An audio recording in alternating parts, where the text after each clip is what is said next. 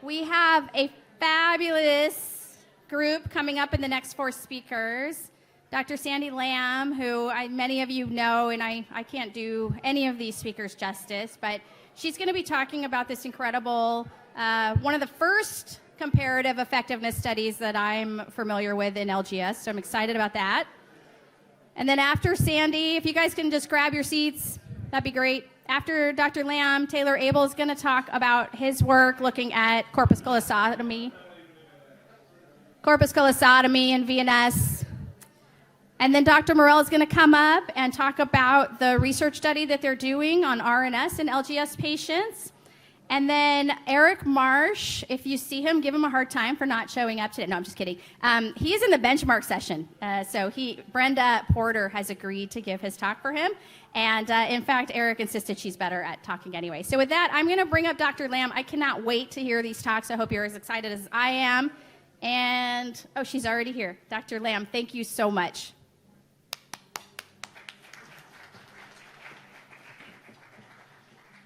Thank you so much. So I'm Sandi Lam. I'm a pediatric neurosurgeon and a health services researcher.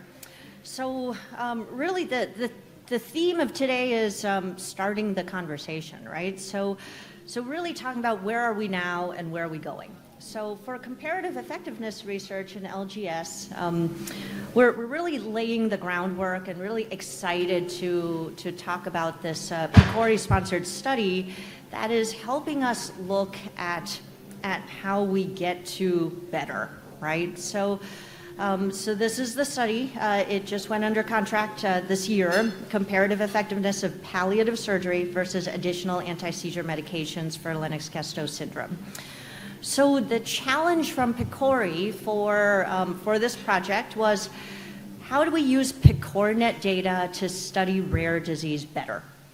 And LGS definitely meets the criteria for a rare disease. And then also stakeholder engagement to power research questions that matter to patients and families. And this is something that Tracy speaks to all the time, which is do research with us. Don't do research to us, right? And then when we do research together, we actually get better together and actually change lives and really work to improve day to day. So the project is the first comparative effectiveness study looking at additional anti-seizure medications, so the medical therapy cohort versus surgical treatment for patients with LGS. So this study addresses the question on a national level. And you'll see the core team. There's actually a ton of sites, a lot of key investigators right here in this room. But the core team is myself, that kind of represents neurosurgery and health services research backgrounds. Mark Rosenman, who's a pediatrician by training, but is a medical informatics researcher and a health services researcher. Anu Patel, who is here, a quality improvement expert and pediatric epileptologist who's done multi-center studies with a lot of people in this room. And Tracy Dixon Salazar, our very own Tracy, representing really a super important family perspective and a neuroscience perspective. So really it's not, just one perspective. It's really trying to pull all of this together.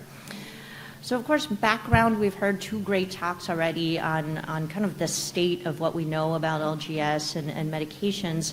And we've already alluded to this, right, which is controlling seizures actually improves outcomes. And also the earlier the seizure control, the greater the improvement. So there have been multiple studies about this. So here's just an example, that developmental quotient before and after successful resective surgery for LGS.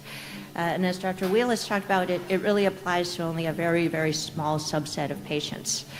So what do we do when resective surgery is not an option or not an appropriate option? We have other palliative types of surgeries, VNS, and corpus callosotomy.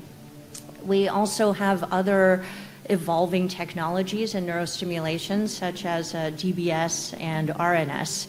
But in this study, in the way that it's powered, we know that, looking at the past decade or so, really the most the most common ones are VNS and corpus callosotomy to date. So when we did a review of the literature, a systematic review and a meta-analysis, we actually see that VNS and corpus callosotomy have reported improvements in patients, in terms of increased alertness or some cognitive improvements, some seizure reduction.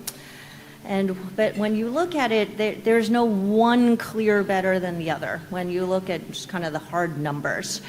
And then also when you look at other published randomized controlled trials and observational studies, you'll also see in the medication cohorts and other trials that there really is equipoise, right, to adding another medication or palliative surgery in terms of what is out there in the published literature. So that kind of sets up this study, right? When you have equipoise in the literature, and we really don't know the answer, we have a comparative effectiveness study for looking at palliative surgery versus adding another anti-seizure medication. So this is a busy slide. We're going to unpack kind of the AIM-1 with an A and B component, and then AIM-2. So there are many sites involved in this. And remember, one of the criteria from PCORI was that we have to use PCORI-net data, which is already an existing way that PCORI built, the Patient-Centered Outcomes Research Institute, built to collect data nationally from multiple sites. So there's PEDS-net sites, which is the pediatric hospitals, and then PCORI-net sites, which are kind of a larger consortium that collect and contribute data in different ways. So we're calling these high-intensity sites and light-touch sites. So there are 7 high-intensity sites for AIM-1 and AIM-2, and then light-touch for AIM-2, which is more kind of data-oriented.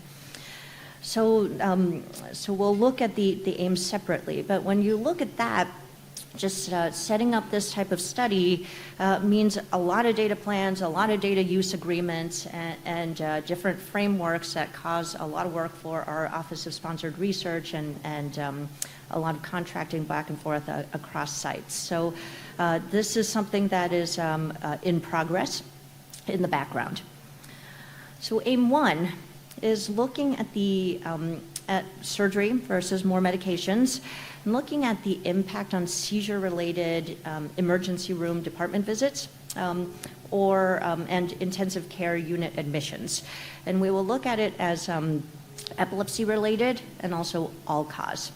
So that's kind of a little bit easier said than done, right? So, from my pure health services research background, if you have clean data and you say, okay, I'm going to study all patients with LGS, and then I'm just going to kind of, look across the data and coming to the ER and having a code for having an ER encounter is pretty easy, right? That's billed for. Or being admitted to the ICU is billed for, right? So, but the thing is, how do we know that we're actually studying LGS, right? So we actually are taking a step back and doing a chart validation on LGS coding first to make sure that we're actually studying LGS, to make sure that we have confidence in what we're studying, and also use that as a way to build on top of this study so that we can enable a way that we can study LGS more confidently in the future from ICD-10 coding. From that, we're going to have a computable phenotype to look at LGS in administrative databases like PCORI-net, PEDS-net, FIS, KID, all other types of administrative data that are kind of insurance-based. So in terms of validation, you'll see these are like a ton of messy codes for epilepsy, right, of all different sorts. There is one specific code for LGS, but really, I have to confess, when I'm, trying to code or, sign notes in clinic, I just need to close the chart so people don't send me hate mail, right? So I may miscode, or we might be kind of in this evolution process where we don't quite have the LGS diagnosis yet, right? So, there are many ways where, there can be coding that really, is representing an LGS patient that we're just not seeing. So we're really looking at a way to identify real-world data for research and then eventually to optimize healthcare delivery. A lot of what we need to do with EPIC and medical record keeping, right? So how do we know what we're studying? So our collaborator, Mark Rosenman, has developed analytic file structures for working with our heavy touch sites to develop ways to pull all of these codes, and we're going to validate this with chart reviews at every single site across the 7 sites. So you'll see when we look at all of these messy codes for what could represent LGS and how we're going to validate the charts and look through all of them, you'll see that there's actually a lot of intersections, and this is what we're going to try to unravel all together in AIM-1. So Jerry Nesbitt is here representing Clearings. He's built this awesome study portal where we can actually go through the patient charts and collect the data and put it in here and be able to look at this all together.